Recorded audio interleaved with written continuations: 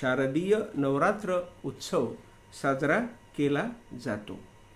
आता हा का साजरा केला जातो याचं उत्तम असं कारण आहे।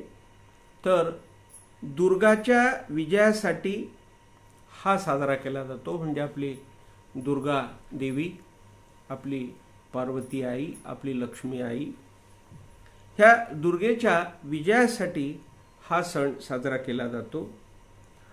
या सणाच्या मागचा उद्देश असा की विजयाचा आनंद लुटायचा, म्हणजे सद्गुणांचा आनंद लुटायचा।